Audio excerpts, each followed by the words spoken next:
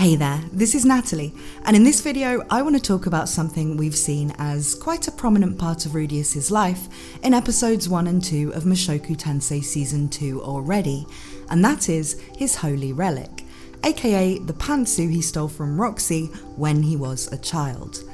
Yes, I know a lot of you want me to make a video about the general doomerism that's been going around about Season 2 since the last episode aired. But I did give my opinions on the episode itself on both the post-episode livestream I do each week with Espiritu and Psyculturist stream, which we go on to after our stream ends. And we're having an insane heatwave here in Italy where I live, and so I really wanted to talk about something a bit more fun and a bit less likely to get me even more fired up with rage. So today it's the Holy Relic video. Make sure you're subscribed to both my channel and Espiritu's though if you want to check out those weekly live streams, as we alternate hosting them between our channels. Sundays for episode 3 will be here on my channel around 2 hours after the episode drops on Crunchyroll. So, the Holy Relic.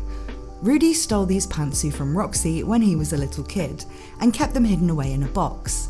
At that time, they were nothing more than an illicit thrill, because he was attracted to Roxy and was still very much in the state of being a degenerate.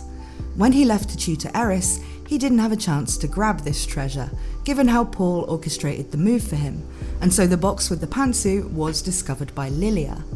Lilia, remember, thinks she owes Rudeus her life, because he persuaded Zenith to let her and Aisha stay after it was revealed that Paul had gotten her pregnant, and so she's more than happy to keep a secret for him.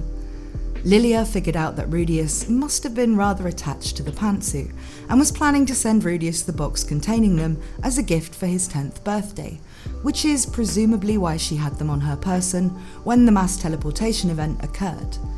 Most items and homes were destroyed, but people kept the things they were wearing or holding, as well as people who were in physical contact being transported together, like Eris and Rudy, Paul and Norn, and Lilia and Aisha.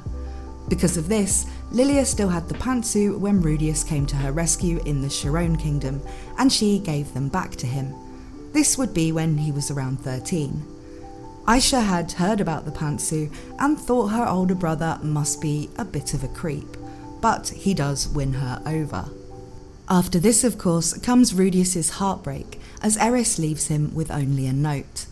She's going off to train at the Sword Sanctum because she doesn't feel like she's strong enough to truly be Rudeus' partner yet, but a combination of her poor communication skills and Rudeus' insecurities carried over from his past life lead him to believe she's abandoned him for good after spending the night with him. This brings us into the arc that, if you're watching this when it was first uploaded, is the current one in the anime. Rudeus is depressed and really at a loss for what to do with himself. The only goal he can think of to keep himself going is to look for Zenith, but in the absence of any leads, he just has to blindly search around. He decides that the best way to make sure he receives any information about Zenith, or that she'd be able to find him if she were to hear about him instead, is to make a name for himself as an adventurer, and so he tries to help out people and parties, taking a smaller cut of the wages for quests he joins in on, and instead asking only that people spread his name. It's a slow approach, and it's actually futile, given we know from the ending of Season 1 that Roxy now knows where Zenith is, and is on her way to tell Paul so that they can mount a rescue. Elena Lise set off to find Rudeus and tell him this, but news and people travel slowly in this world, and so as far as Rudeus knows, Zenith could be anywhere, and this seems like all he can do to help. So Rudeus is in a very depressed state while trying to be as helpful and accommodating as possible and keep working hard.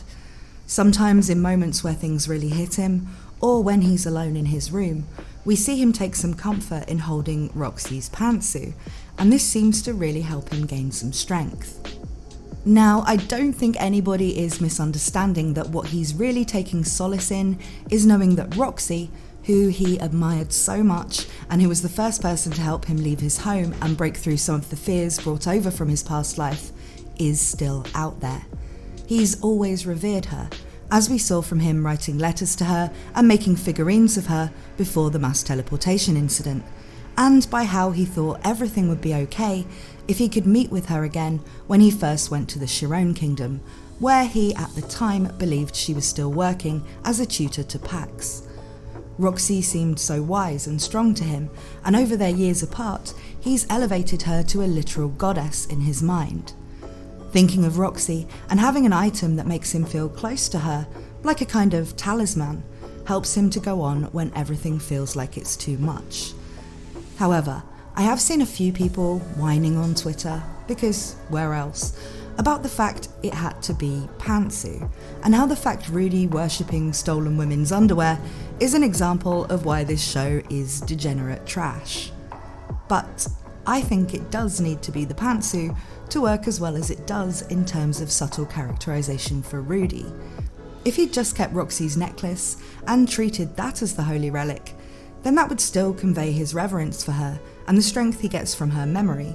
But it would also be a normal thing just about any character in this kind of story might cling to when times are tough.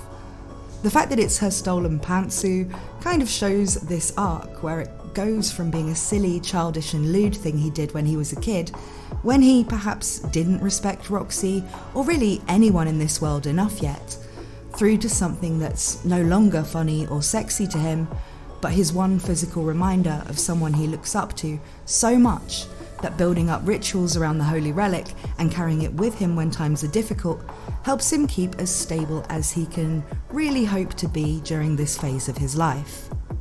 I mean, it's also just funny, someone being so earnest about something like that, and it's in my view a bit joyless to want to switch it out for something more normal just so it wouldn't be as pervy. I mean, if Kazuma Sato in Konosuba used steel to steal girls' earrings or whatever, that wouldn't be as entertaining as him stealing their knickers. Pantsu are just funny. But I do think the choice on the author's part was more about how it plays into Rudy's character and his changing way of viewing the women around him as he experiences things, rather than just about the comedy or ecchi potential there. But what do you guys think? Do you think it's unnecessary for Rudy's holy relic to be something lewd, rather than a different kind of keepsake that Roxy might have given to him? Or do you agree that this was the right choice for this character and story? Let me know what you think down in the comments. Thank you as always to my supporters on Patreon, and to those of you who've helped me out with donations via Ko-fi, where I have been known to be going through a bit of a rough time financially lately. If you do want to support me and my channel, there is a link in the description, and I am eternally grateful to everyone who has done so in the past. But of course, it also really helps me out if you subscribe to the channel, leave likes and comments on this video and others, and simply watch my content too. Thank you for watching this video, and I hope to see you again very soon.